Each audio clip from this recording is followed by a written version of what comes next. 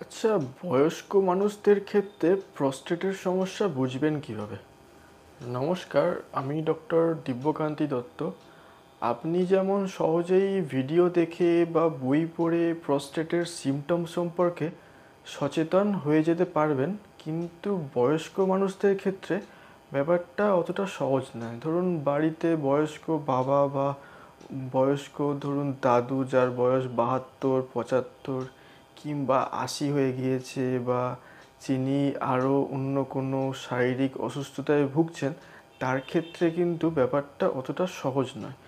তো তখন আপনি বাড়ির সদস্য হিসেবে বাড়ির বয়স্ক মানুষটির প্রস্টেটের সমস্যা হচ্ছে কি না বুঝবেন কীভাবে, তার জন্যে আমরা কিছু উপসর্গের কথা বলছি। তো সেই রকম যদি কোনো উপসর্গ তার মধ্যে দেখেন, তাহলে আপনাকে সচেতন হতে হবে যে বাড়ির বয়স্ক বাবা বা দাদু ওনার প্রস্টেটের সিমটম হলেও হতে পারে। যেমন ধরুন ফ্রিকোয়েন্সি, অর্থাৎ উনি আগে যতবার প্রস্রাব করতে যেতেন ঘন ঘন, তার থেকে এখন ওনাকে আরও বেশি ঘন ঘন প্রস্রাব করতে যেতে হচ্ছে, অর্থাৎ কিছুক্ষণ অন্তর অন্তরই ওনাকে বাথরুম যেতে হচ্ছে। এরপর হচ্ছে বাথরুমে উনি প্রস্রাব করতে কতটা সময় লাগাচ্ছেন, অর্থাৎ আগে যা সময় লাগতো এখন যদি দেখা যায় যে তার থেকে আরও বেশি সময় লাগছে, সেক্ষেত্রেও আপনাকে সচেতন হতে হবে। তার সাথে ধরুন রাত্রিবেলায় কতবার যেতে হচ্ছে, অর্থাৎ নকচিউরিয়া হচ্ছে কিনা।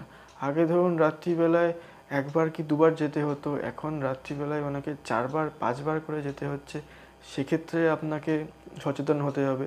এছাড়া হচ্ছে প্রেসিপিটেন্সি, অর্থাৎ উনি বললেন প্রস্রাব পাচ্ছে, কিন্তু যেতে যেতে হ্যাঁ ঘরের মধ্যেই ওনার পাজামা বা লুঙ্গিতে প্রস্রাব কিছুটা হয়ে গেল, কে বলা হয় প্রেসিপিটেন্সি।